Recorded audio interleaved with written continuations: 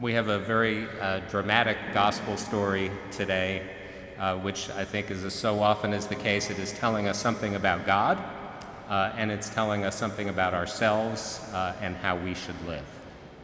So we hear Jesus is invited to the home of one of the leading Pharisees. It probably wasn't just a regular Sabbath meal, it was probably some sort of a big banquet. In Jesus' time, who you ate with, how you ate, were very powerful symbols and very powerful ways of communication. Right? We hear this throughout the gospel. Jesus is accused of eating too much. Jesus is accused of eating with the wrong people, with tax collectors, with sinners. He's accused of allowing a woman of perhaps questionable morals to come and touch him at a meal. His disciples even are accused of not following the rules and washing their hands appropriately. So there's a lot of powerful stuff going on. It's not just eating a meal the way we might think of it.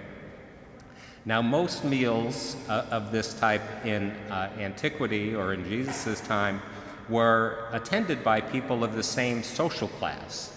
Right? So the fact that the ruler or a leader of the Pharisees is inviting Jesus to dine at his house is saying something that perhaps the Pharisees were beginning to accept Jesus as their equal.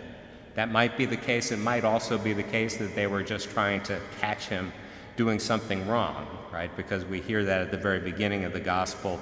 They were observing him carefully, probably not to learn from him, but to catch him doing something wrong. But as we hear, they do learn from him. Now, accepting an invitation in that time in the Mediterranean world obligated a guest to return their favor. Jesus is kind of talking about that. And really, it wasn't uncommon for people not to accept these invitations because they might not have the ability to return the gift or return the favor. And in fact, if we kept reading in Luke chapter 14, if you go home and read the rest of Luke chapter 14, you'll see Jesus telling parables about that, about people who do not accept invitations. And so this practice of reciprocity, I guess, was a key part of the social life of that day. I do you a favor, you do me a favor, and it goes on. So Jesus' advice here to the host would not only be perceived as being rude. We might think it's a little rude if you told the host of the party where people should sit and who you should invite, but inviting people who could not return the favor would be social suicide in a sense, because guests who are poor, guests who are lame, blind, are clearly of a lower social status than the leader of the Pharisees. So for Jesus to say this would have been very shocking to the people who heard from him, because then other people who are your social equals probably aren't going to come to your parties in the future. But of course, Jesus isn't giving out tips about social etiquette here, but he is talking about the economy, if you will, of God's reign, right? Where hierarchy is turned upside down and the poor are exalted.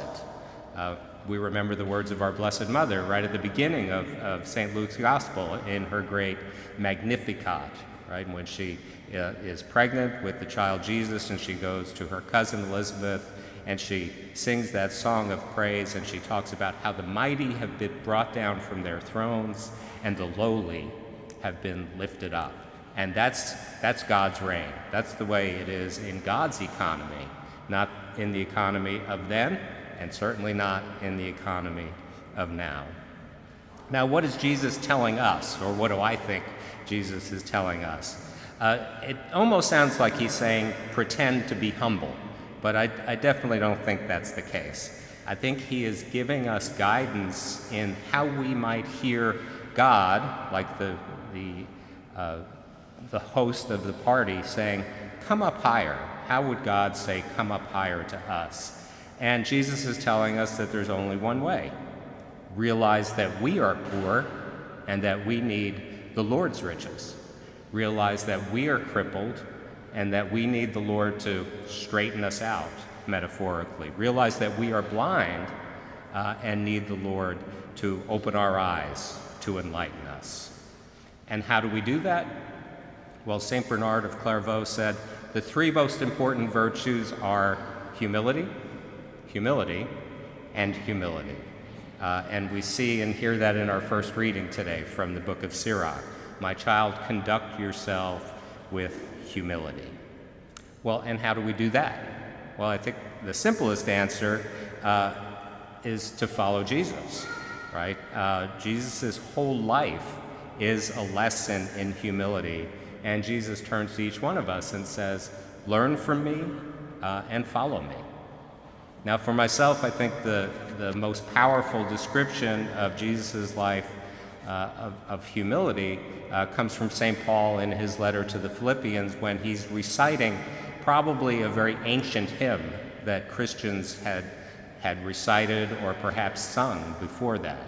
And it would be very familiar to you that Jesus did not regard equality with God as something to be grasped at, but he emptied himself, taking the form of a slave and being born in human likeness. And being found in human form, he humbled himself and became obedient, even to the point of death, even death on a cross. That's that ancient hymn we find in Philippians. Emptying oneself. In Greek, kenosis, emptying oneself. How do we do that? Practically, how do we empty ourselves? When we serve people who are in need, that is an act of kenosis, emptying ourselves to be at the service of others. When we give to people who are in need, that is a sign, that is a way that we can empty ourselves. The church father, St. Basil, said, the bread in your cupboard belongs to the hungry. The coat that's unused in your closet belongs to the person who needs it. The shoes that are rotting in your closet belongs to the one who has no shoes, and the money which you are hoarding belongs to the poor. So when we practice charity, when we practice service, when we give out of our abundance, we are practicing that self-emptying like Christ.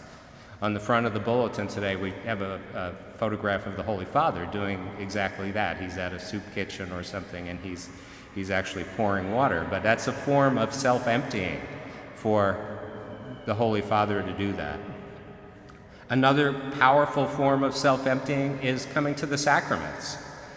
I think every sacrament is an admission that we are not self-sufficient, that we need God and God's grace. In each sacrament, we go to God, we go with empty hands, and we ask God to give God's self to us in the way that we need. Now, for sure, we can think of two sacraments that God allows us to receive over and over again, and I think that those can help us to grow in humility. The first, of course, is the sacrament of penance and reconciliation, in which we recognize our sins, we recognize our failings, but more importantly, we recognize God's great mercy. And I think there's no better way to practice humility, to act against pride, than to examine our conscience, to see how we are not being who we ought to be through our words, through our acts, the things that we do, the things that we don't do, and then humbly go and receive the sacrament of penance and reconciliation from a priest.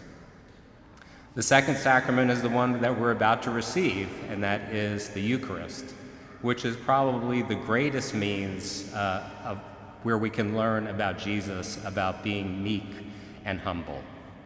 Jesus in his life and his death hid his divinity, and in the Eucharist he hides not just his divinity, but even his humanity under the appearances of these simple elements of bread and wine. Jesus becomes so small in order to feed us, in order to serve us, in order to change us, to make us holy from the inside. And then finally, I think as a church, we have to take Jesus' words about inviting the poor very, very literally. I think we have to do that. Our Holy Father, Pope Francis, said this at the beginning of his pontificate. He said, I want a church which is poor and for the poor. And he went on to say, because they have so much to teach us, we need to let ourselves be evangelized by them. Jesus' most consistent social action you can think of was eating in new ways with new people, encountering those who were oppressed or excluded from the system. Those people are still here today. For many in our society, the poor are absolutely invisible. They are not seen by people who are in positions of power. They are not regarded as important by people who are in positions in power. And so I think it's just so crucial for us as church to invite the poor to be with us here in our parish and in the greater church, and also to be a voice of the poor, because we may have the opportunity to speak to those who are in those positions in power. And so that is my prayer.